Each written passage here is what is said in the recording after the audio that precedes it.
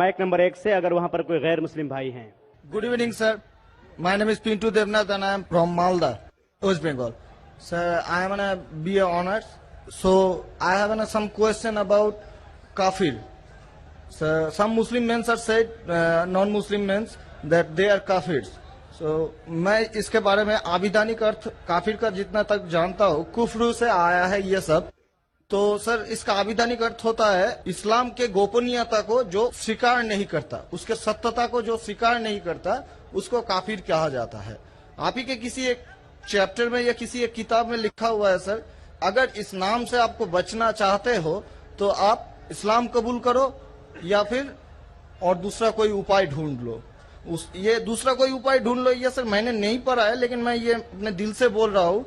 लेकिन सर काफिर का सब ये जो बोल रहा है, जो इस्लाम के गोपनीयता सत्यता का जो गोपनीयता है, हम जो वो तो हम मैंने कभी अस्वीकार नहीं कर सकते, क्योंकि हमारे बहुत सारे मुस्लिम फ्रेंड्स है, हम उसके साथ बहुत अच्छे तरह से रहते हैं, बहुत अच्छे तरह से बिहेव करते हैं, फिर भी हमको as a non Muslim why I should call an काफिर?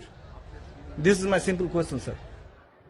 भाई साहब का सवाल है कि काफिर किसे कहते हैं। खुद ही काफिर का उसने मानी भी दिया, क्योंकि उनने मेरी कसट सुन चुकी है और मेरी किताब भी पढ़ चुकी है शायद। इसमें कहा है कि काफिर आता है लफ्ज कुफ्र से, जिसका मानी है कि इस्लाम की हक्कानियत को झुटलाना। कुफ्र मतलब ना मानना। इन शॉर्ट काफिर मतलब जो इस्लाम की हक्कानियत को नहीं मानता है, जो नॉन मुस्लिम है। तो अब नॉन मुस्लिम है क्या है? नॉन मुस्लिम है ना, तो अब नॉन मुस्लिम तो काफिर ही कहेंगे ना। और जो आपने आखिरी पार्ट जो बराबर से नहीं सुना, मैंने ये कहा आप चाहते हैं कि कोई आपको काफिर नहीं बोले, आपको क्या गाली लग रही है? काफिर गाली नहीं ना। काफिर मतलब जो इस्लाम को नहीं मानता।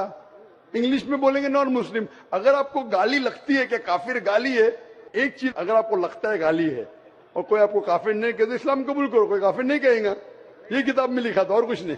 हम तो कभी सर इस्लाम के गोपनीयता को या सत्यता को कभी अस्वीकार नहीं किया है ना, हम तो कभी भी नहीं बोले ऐसा, तो हमको क्यों काफिर बोला जाए? आप मानते खुदा एक है? हाँ जी। आप मानते कि बुत परस्ती गलत है?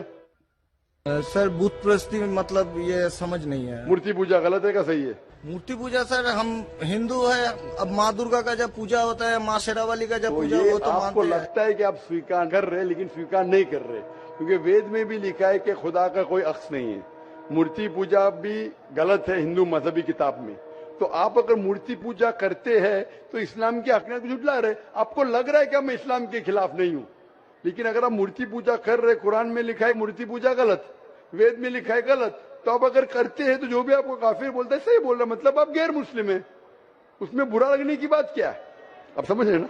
नहीं सर, आप बोल रहे कि मैं इस्लाम की हक्कानियत को नहीं झुटला रहा हूं। झुटला रहे तो है। आपने बोले मूर्ति पूजा करते, मतलब झुटला दिए।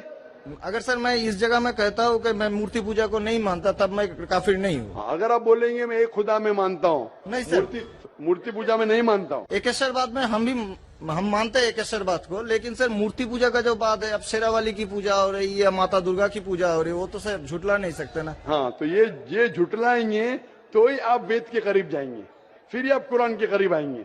अगर नहीं झुटलाएंगे मतलब आप करीब नहीं है। उसका मतलब अरबी में कहेंगे काफिर, इंग्लिश में कहेंगे नॉन मुस्लिम, हिंदी में कहेंगे गैर मुस्लिम। अरबी, हिंदी, इंग्लिश में नॉन मुस्लिम। अच्छा sir, one more question for me sir, मैं एक नॉन मुस्लिम होकर क्या सर मक्का हज करने जा सकता हूँ? भाई साहब का सवाल है कि वो नॉन मुस्लिम होके मक्का हज करने जा सकते। मेरा पहला क्वेश्चन, आप क्यों हज करना चाहते? जब मानते इन्हें मूर्ति पूजा गलत। अभी सर मान लिए आपके पास, आप जब बोल रहे हैं तो सही होगा, मान लिए हम। मान लिया, अच्छा। तो मैं पहला जवाब देता हूँ फिर आपके पास आता हूँ। आप मान लिए तो अच्छी बात है। क्यों गैर मुसलमानों को मक्का मदीना जाने की इजाजत नहीं है? क्योंकि हर शहर के कुछ शराइत होते हैं। जैसा कल मैंने कहा था, हिंदुस्तान में कुछ एरिया है जिसे कहते हैं कैंटोनमेंट एरिया।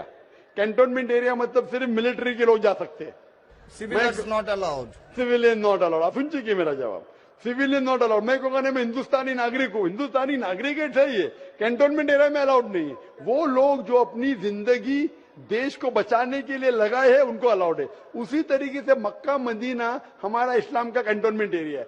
वो लोग जो अपनी जिंदगी देने को तैयार है इस्लाम के लिए, वो लोग का अलाउड है, बाकी लोग का अलाउड नहीं है।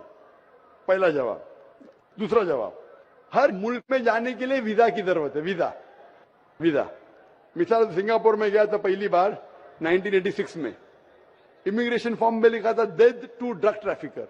अगर ड्रग आपके पास मिला, कत्ल। मैं नहीं बोल सकता अरे डेथ पेनल्टी खराब है, सिंगापुर में आने का है, रूल को फॉलो करो, वरना सिंगापुर में मत आओ। आप समझे ना? इसी तरीके से हर कंट्री में जाने के शराइत है।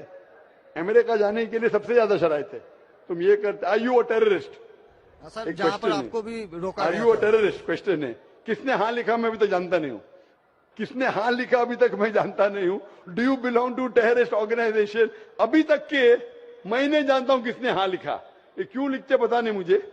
इसी तरीके से मक्का मदीना जाने के लिए एक अहम शर्त है, सबसे अहम शर्त जो जरूरी है वो ये है कि वो शख्स जो मक्का या मदीना जाना चाहता है वो अपने जबान से कहे ला इलाहा इल्लल्लाह मोहम्मद रसूलुल्लाह, ना कोई माबूद है सिर्फ अल्लाह के और मोहम्मद सल्लल्लाहु अलैहि वसल्लम के पैगंबर है। इसमें अगर आपको यकीन है तो आप जा सकते हैं। नहीं सर, इसमें बहुत एकदम यकीन है, क्योंकि हम जब 4 साल पहले ट्रेनिंग में थे तब हमारा एक दोस्त, मैंने दोस्त का दादा हुआ करता था बड़े भैया से, उसने हमको सिखाया कभी किसी मस्जिद के सामने से जाओ, अगर तुमको कुछ ना आए सिर्फ यही बात बोलो ला इलाहा इल्लल्लाह मोहम्मद रसूलुल्लाह, ये बहुत। माशाल्लाह। बोलने के अलावा यकीन करते हैं खुदा एक है। हाँ जी, अब आपको यकीन है कि बुत परस्ती गलत है, आज से तो यकीन हो गया, ठीक है? अब आज से यकीन हो गया, कल क्या किया वो माफ हो जाता है। आप मुसलमान बन के कल क्या किया माफ हो जाता है। तीसरी चीज, क्या आप मानते हैं मोहम्मद सल्लल्लाहु अलैहि वसल्लम आखिरी पैगंबर है?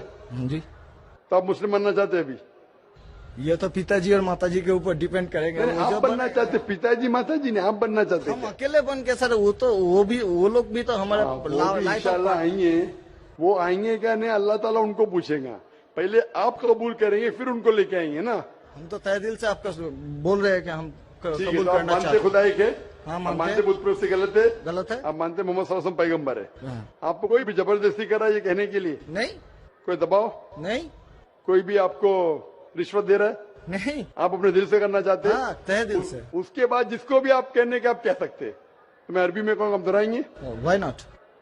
अशहदु अशहदु अल्लाह अल्लाह इलाहा इलाहा इल्लल्लाह इल्लल्लाह व अशहदु व अशहदु अन्ना अन्ना मोहम्मदन मोहम्मदन अब्दुहु अब्दुहु व रसूलुहु। उरसुलुम। मैं शहादत मैं शहादत देता हूँ देता हूँ कि कि अल्लाह अल्लाह के अलावा कोई माबूद नहीं कोई माबूद नहीं और मोहम्मद सल्लल्लाहु अलैहि वसल्लम वसल्लम उसके पैगंबर उसके पैगंबर और बंदे है। माशाल्लाह मुसलमान हो चुके। अभी मैं दुआ किया इंशाल्लाह अल्लाह ताला को और हिदायत दे, आपको सबसे बेहतरीन जिंदगी दे इस दुनिया में और आखिरत में भी।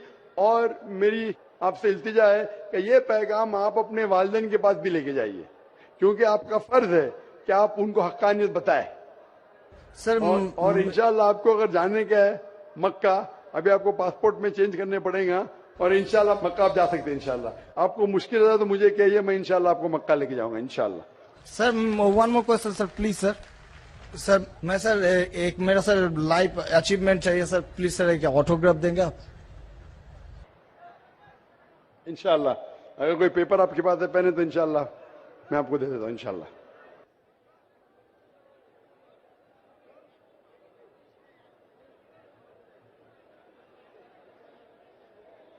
माशाअल्लाह, लोग जुर्रत और हिम्मत से काम ले रहे हैं हक को जानने के लिए, हक को मानने के लिए।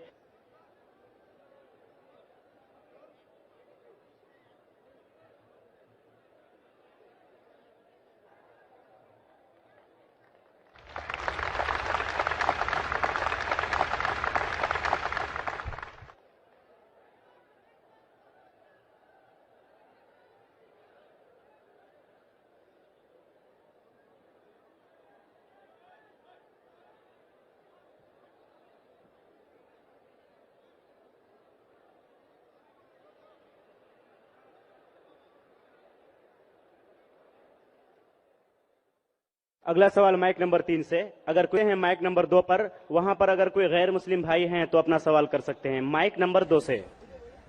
मैं श्यामा मंडल प्राइमरी स्कूल का टीचर हूं। मैं मालदा डिस्ट्रिक्ट से आया हूं। मेरा मन में बहुत दिन से कुछ सवाल है मेरा धर्म के प्रति, और जो स्वर्ग और नर्क के बारे में बार बार बोला जाता है, ये सचमुच क्या स्वर्ग और नर्क कहीं पर है? ये मैं जानना चाहता हूं।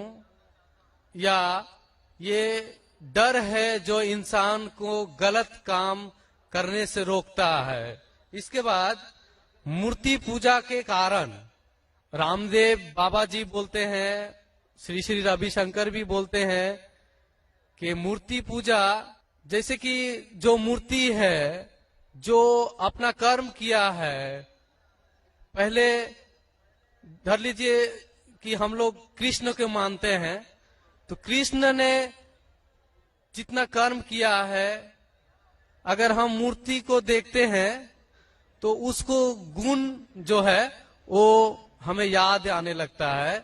तो ये पॉजिटिव बोलते हैं कि मूर्ति को देखने से उसके अंदर में जो अच्छाई गुण था वो हम में जाग जाता है और हम वैसा ही बनना चाहते हैं, अच्छा बनना चाहते हैं। भाई साहब ने 2 सवाल पूछा है। पहले सवाल ये है कि क्या स्वर्ग और नरक असली में है या सिर्फ डर पैदा करने के लिए इंसानों के लिए है?